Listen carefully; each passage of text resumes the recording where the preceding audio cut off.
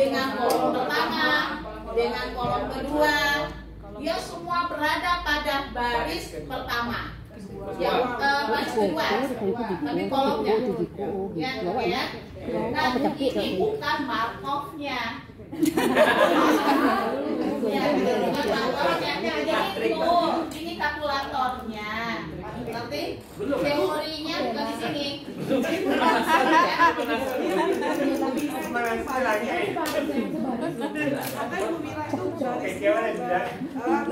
2, baris 3, baris 4.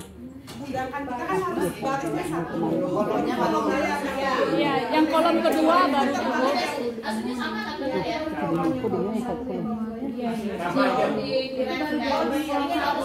Satu aja. Ini kan satu nih semua nih Bu, kolom satu, kolom satu, kolom satu. Oh iya. Jadi dia membedakan beberapa baris. Ya, tergantungnya. Jadi dari sini aja. Oke, ini saya hapus ya. Itu karena ini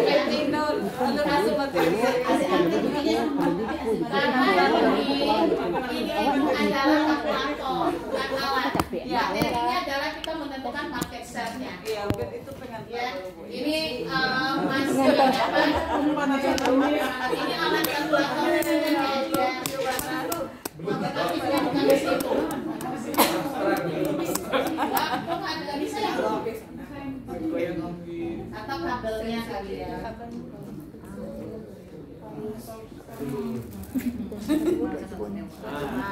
itu udah. Oke, nah, ini Bu Yola, baikin posisinya lagi boleh nggak Bu Yola? Oke, makasih Bu ya. Nah, sekarang kita ingin mencari di sini bagaimana matrik transisi periode 1 ke 4 memiliki probabilitas. Berarti ada 4 kali transisi. Maka kalau begitu yang kita lakukan adalah perkalian matrik kedua dengan matrik kedua. Jadi ini 4 kali 2 kali 2 itu kan sama dengan perkalian 2 pangkat 2, jadi 4. Nah 0,647 kita kali lagi dengan matriknya. Jadi dapatnya seperti ini. 4 transisi. Kalau 8 bagaimana? Berarti ini yang pertama dikali yang nilai keempat kali yang pertama. Itu 5 jumlahnya. Ya, jadi perkaliannya aja. Jadi dari periode 1 ke 5. Jadi periode ke berapa nih berikutnya? 8. Kalau ke 8 itu matrik keempat kali matrik keempat. Oke, perkaliannya aja, perkalian matriknya aja. Jadi ini matrik kedua. Matrik kedua dapatnya matrik pertama kali matrik pertama. Dapat probability transisi P2. Oke. Kemudian kalau yang keempat berarti 2 kali 2. Yang 2 yang matrik P pangkat 2 kali matrik P pangkat 2. Oke. Nah, kalau 8 tentu matrik pangkat 4 kali matrik pangkat 4. Itu aja. Oke. Nah, sekarang kita lanjut nih. Kita sudah menemukan nilai market share di sana. Nah, kita tentukan yang berikut market share, kita sudah ketemu dengan matrik probability transisi. Kita lihat di sini berikutnya menentukan market share. Nah, cara menentukan market share sebenarnya sederhana saja, ya. Jadi kita tahu total dari populasi, total dari konsumen itu adalah 1000 untuk X di periode pertama. 220 dibagi 1000, berarti dia menguasai pangsa pasar 22%. Itu aja, ya. Jadi sebenarnya logika sederhana saja. Kemudian untuk kartu merek Y itu 300 dibagi 1000, berarti 30%. Kemudian yang merek Z adalah 23%. Kemudian merek R adalah 25%. Bisa mengerti dapatnya dari mana persentase? Bisa. Ya, jadi jumlah konsumen di periode 1 dibagi dengan total konsumen. Jumlah konsumen untuk masing-masing merek dibagi dengan total konsumen. Jumlah konsumen merek X 220, total konsumen semua konseluler 1000, maka dapat 22%. 220 dibagi 1000, benar? Ya, kemudian untuk Y juga seperti itu. 300 dibagi dengan 1000, dapat dari 1000 dari mana? Dapat dari 1000 total. itu untuk periode 1. Kita lihat di periode 2, adakah perubahan penguasaan pangsa pasar oleh merek-merek tersebut? Ternyata ada yang itu ya, ada yang naik sedikit, turun sedikit ya. Yang produk Y turun jadi 29%, produk X naik 1%, nggak terlalu signifikan ya. Sementara produk Z konstan, yang peminatnya sama aja untuk produk X. Jadi ini yang kita coba lihat, menganalisis kecenderungannya. Oke? Nah, ini kita setelah mengetahui market share dari masing-masing produk. Nah, kemudian kalau kita menggunakan cara prediksi lain itu bisa. Jadi ini kita membagi dengan total dengan total konsumen. Tetapi kalau kita ingin menggunakan metode tabel probability transisi, bisa. Jadi kita sudah punya tabel probability transisi yang pertama 0,79, 0,091, oke ya. Nah, kita ingin mengetahui bagaimana market share periode kedua dengan dasar tabel transisi, tabel probability transisi ini. Caranya adalah tabel matrik bukan tabel, saya koreksi, matrik probability transisi periode 1 dikalikan dengan market share-nya. Oke, jadi seperti ini. Oke, nah jadi market share-nya kita bisa lihat berikutnya adalah nggak terlalu jauh beda. Yang Y 0,28 ya. Yang tadi dapatnya 28%. Yang kalau pakai metode itu kita dapatnya 29 ya. Beda sedikit. Nah, ini yang kita coba lihat. Kalau X 23 dengan metode yang pertama, sekarang kita dapatnya 22,8 dibulatkan tetap 23. Nah, ini dia. Ini kalau kita pakai ini loh, yang saya maksud di periode kedua. Kan 23, 29, 23, 25,5. Benar? Kalau kita menggunakan perubahan dari nilai awal, oke ya, kondisi awal periode 1 dan dibandingkan dengan total konsumen, dan begitu juga untuk periode 2. Tetapi kalau yang kita gunakan adalah metode penghitungan dengan menggunakan matrik probability transisi, maka yang kita lakukan adalah periode pertama, market share periode pertama, kemudian kita kalikan dengan tabel matrik probability transisinya, sehingga kita memperoleh untuk kondisi seperti ini. Maka periode kedua market share X itu adalah 22,8%. Kalau ini kita dapatnya kan 23% ya, ya dengan menggunakan tabel ini. Nah, kalau kita menggunakan probability transisi, kita dapatnya 22,8. Kemudian di sini tetap juga yang menguasai pasar itu merek Y, yang dominan tetap sama merek Y. Kemudian Z 23, ya. Kalau di sini Z tetap nih stabil 23 di periode kedua. Oke. Kemudian yang R 25,5. Nah, ini 25,8. Beda-beda. 0,22 kali 0,795 bukan? Yang mana? 0,795. Iya. Iya, salah angka ya. Tinggal ganti aja, Bu. Oke, udah ya, Bu ya. Oke. Nah, jadi ini yang kita coba lihat. Poinnya kuantitatif Markov-nya di mana? Yang di merah. Untuk menentukan akhir mana yang lebih menguasai pasar. Adakah perubahan dari periode 1 dan periode 2? Oke. Jadi poin Markov-nya, pertanyaannya, jawabannya adalah tentukan market share-nya periode 1 dan periode 2, analisis penguasaan pasar untuk masing-masing produk pada 2 periode tersebut. Nah, kalau matrik itu, perkalian matrik itu adalah proses dapur kotornya. Ya, dapur bersihnya sebenarnya Bapak Ibu cuma harus mendapatkan ini aja, yang merah ini, sebagai kesimpulan. Tapi kalau tidak dapat kesimpulannya. Iya. Oke, ya.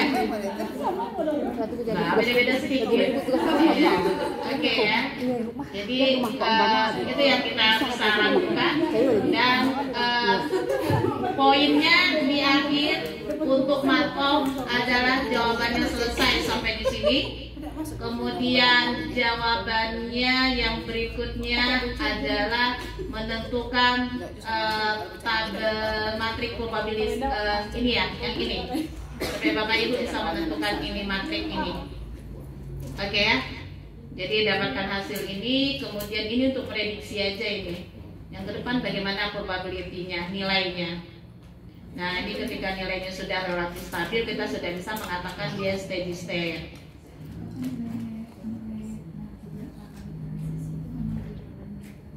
Enggak, ya namanya perkalian pangkat itu sama dengan penjumlahan. Itu kan sudah kaidah di matematik. Iya. Enggak, bukan ada 3, ada. Iya, itu masuk saya aja. Iya. Jadi kalau perkalian pangkat gitu sama dengan menjumlah pangkat ya. Itu aja sih sebenarnya. Ya, itu kan sudah kaidah dari matematik ya.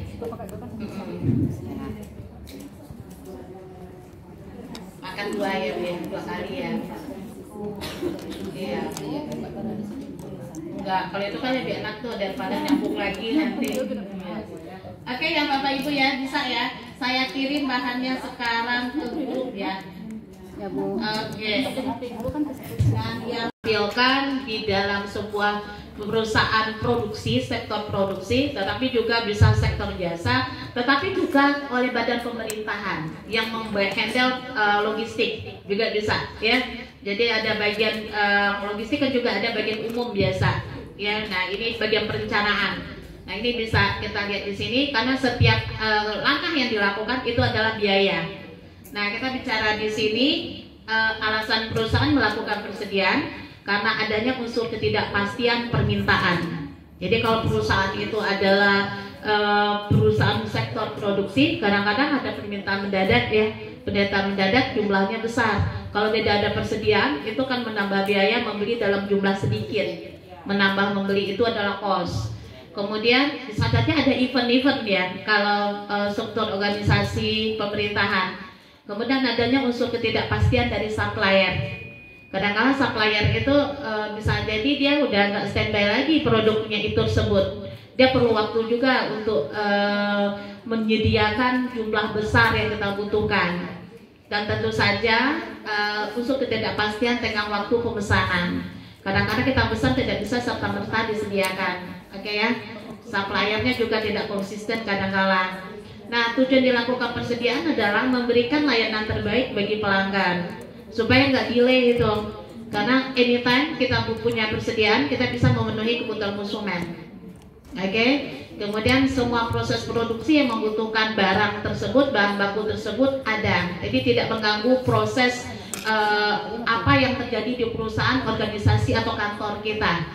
Jadi coba Bapak Ibu bayangkan, Bapak Ibu mau rapat ternyata tinta atau kertas habis.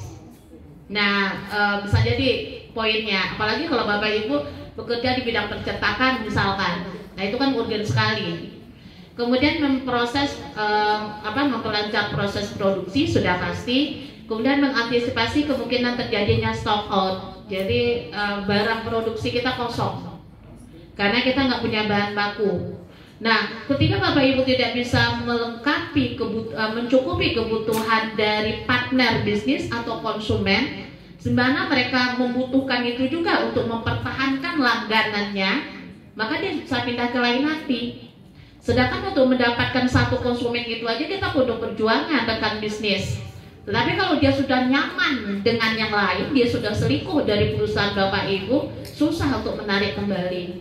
Itu kan aset konsumen, ya. Jadi ketidakpercayaannya, karena bisa aja dia membutuhkan barang kita untuk proses produksi dia berikutnya, untuk memenuhi kebutuhan konsumen.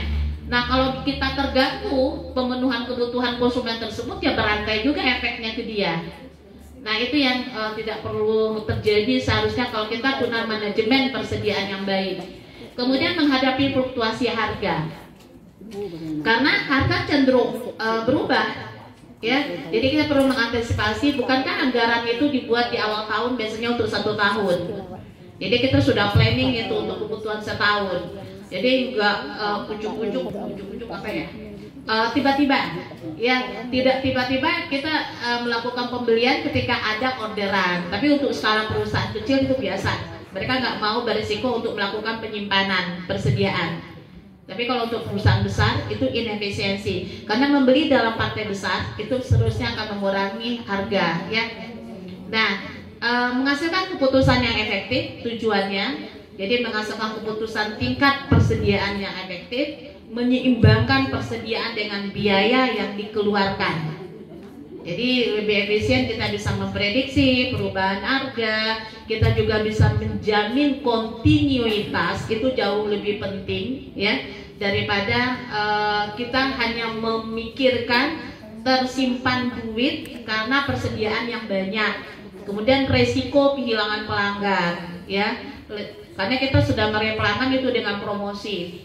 Kemudian dengan demikian sasaran akhir manajemen persediaan adalah menimbulkan kota biaya dalam perubahan tingkat persediaan. Jadi pertanyaan dasar dalam sasaran akhir manajemen persediaan, kapan melakukan pemesanan, berapa jumlah yang harus dipesan, dan kapan melakukan pemesanan ulang untuk persediaan. Oke, sampai di sini bisa lanjut? Suaranya udah hilang ya deh. Gimana ibu-ibu? Jadi ibu-ibu ini kan pejuang tangguh loh, ya. Kan tadi udah baca Bismillah kan? Berarti udah ibadah. Menentukan kapan melakukan pemesanan kembali. Yang pertama pendekatan titik pemesanan kembali namanya reorder point. Kemudian pendekatan tinjauan periodik, periodic review approach ya. Kemudian managerial recruitment planning approach ya. Kita lihat di sini MRP. Nah, kita langsung masuk ke contoh soal nanti. Sabar Bu, contoh soal kan membuat ibu lebih mengerti. Sekarang masih meraba-raba nih larinya seperti apa sih gitu ya. Tadi ngeliat rumus sudah panjang-panjang gitu. Mana sih konfliknya gitu. Nah, biaya pemesanan seperti biaya, ada beberapa biaya. Yang pertama, biaya pemesanan, ordering cost, seperti biaya penulisan pesanan, biaya proses pemesanan, biaya materai, kemudian biaya faktur, biaya pengawasan, dan biaya transportasi. Kan ada pengawas gudang, ya biaya pengawasan juga di sana. Ada sewa gudang di sana. Itu yang kita maksud dengan carrying cost, biaya penyimpanan ya. Kemudian biaya resiko juga ada. Bagaimana ternyata barang itu produksinya nggak sama seperti biasa, permintaan turun, maka bisa jadi persediaan kita justru membuat rugi. Itu opportunity cost dalam bisnis. Oke? Atau ternyata kita udah beli mahal, ternyata bahan baku itu turun harganya. Oke. Kemudian stock out cost seperti biaya penjualan, permintaan yang hilang karena kita tidak bisa memenuhi permintaan tersebut, konsumennya kabur. Seharusnya kita bisa penuhi waktu itu, karena kita nggak mampu, orang pindah ke lain, ke perusahaan lain. Kemudian biaya pesan kembali, biaya ekspedisi khusus, karena kita memerlukan barang itu ekspres segera. Nah itu kan pemesanan khusus itu. Kemudian biayanya lebih tinggi biasa. Kemudian kadang-kadang kita harus mengganti, biasanya pakai keju apa gitu, keju biasa. Sekarang kita terpaksa kalau butter ya, biasa pakai mentega aja, sekarang harus pakai butter karena kebutuhannya nggak ada yang mentega yang biasa, yang pakai Wisman biasa nggak ada itu. Ya udah pakai mentega yang lebih mahal jadinya. Nah itu juga bisa mengganggu biaya kita. Kemudian biaya kerja lembur, latihan tenaga kerja, dan biaya turnover. Oke, kita lanjut. Yang pertama, model yang pertama di dalam persediaan adalah economic order quantity. Asumsinya permintaan itu pasti, jumlahnya jelas, item yang dipesan independen dengan item lain. Jadi pemesanan suatu produk tidak mengganggu pemesanan produk lain kalau kita memproduksi beberapa buah item. Kemudian pesanan diterima dan segera ya. Dan kemudian pesan itu direalisasikan, pasti terrealisasi. Jadi tidak ada resiko cancel untuk pesanan. Kemudian tidak terjadi stock out, ya stok kita kosong. Kemudian harga konstan. Poinnya seperti ini, formulanya. Nah ini dia. Jadi yang formula dari EOQ, singkatan apa? EOQ tadi Economic Order Quantity, ya, itu disimbol juga dengan Q bintang, adalah akar dari 2RS per C. Nah, karena dia adalah Q bintang, maka dia disebut dengan optimum. Jadi kuantitas pemesanan optimum, jumlah pemesanan yang optimal, oke, didapat dari akar 2RS per C. Oke, rumus boleh dilihat nanti. Oke ya, makanya nggak usah pikirin ngapal rumus deh. Nah, kemudian yang berikut, yang dari sini dengan pendekatan EOQ ini, kita goalnya adalah mencari Q bintang, ya. Maka kita bisa mendapatkan di sini total biaya tahunan TAC. Caranya adalah TOC tambah TCC. Di mana TOC itu adalah RQ bintang dikali dengan S ditambah dengan Q bintang per 2 dikali dengan C. Oke ya.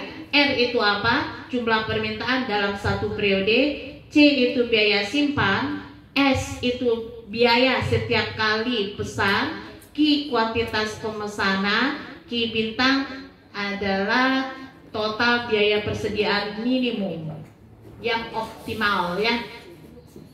Oke? Bisa lanjut? Udah terpecah suaranya. Lanjutkan Bu. Ini benar, bapak-bapaknya sedikit ya? Iya Bu. Oh ya, jadi minoritas ya? Minoritas Bu. Iya, awas ya.